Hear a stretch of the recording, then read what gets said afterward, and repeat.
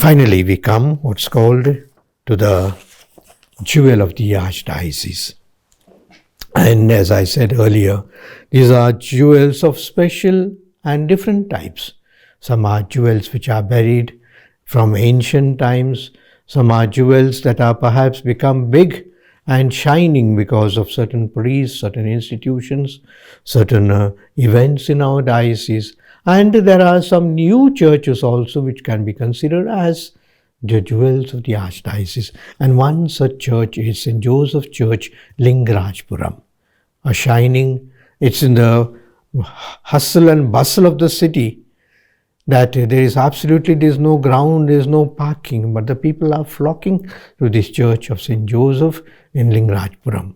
Those who know in Lingarajapuram, there's absolutely no space available. Every corner there is some house, there is some building, and absolutely impossible to find even a place to park. But then to think that so many people have found refuge in this church. St. Joseph's are just anywhere. St. Joseph's are just everywhere. And St. Joseph are just with minimum things. I have visited this church of St. Joseph in Lingarajapuram so many times, and I just admire the people just not only coming inside but making themselves comfortable. Some in front of the church altar, some children are sitting here, some are on the sanctuary itself, some are in the balcony, but everyone seems to be happy and they have found a place before God. To go back a little history, as you know, the Christianity came to Bangalore Archdiocese, to the French missionaries, the Jesuits, and many of these religious congregations. And some of those names that are mentioned, there's a name mentioned of Father Manuel Rodriguez, who was martyred in 1672 in our Archdiocese, I am told, in a place called Anical. And it means there was a lot of native Christians in Bangalore Archdiocese, even before we can think of all these churches and monuments as such.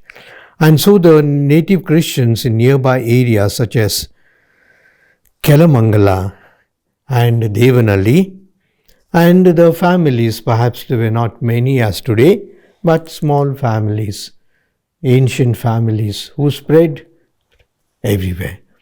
During the time of colonization, the British, also there were small colonies, and especially this area of Lingarajapuram, what we call the Fraser town, the Cox town, all these small towns which were called at that time, filled with Anglo-Indians, Britishers. It was even called Little England.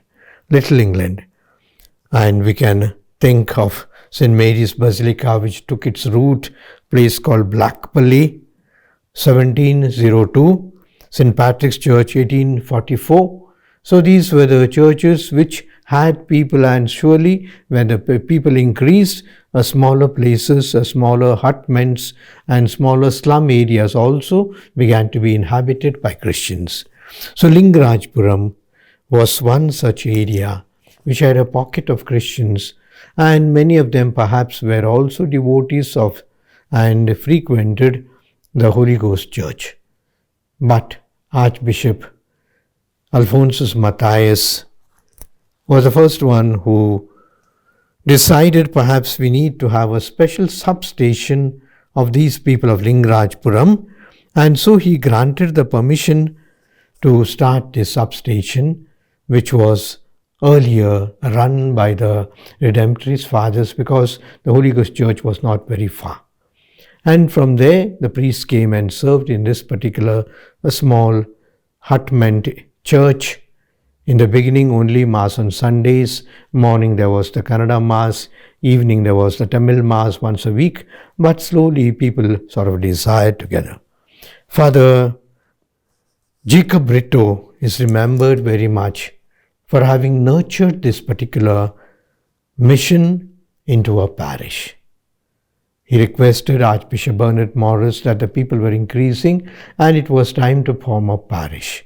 And so with the existing land that was available, just a few, perhaps 4,000 or 5,000 square feet of land that was available, the church or the parish was built, and it was inaugurated by Archbishop Bernard himself in 2015.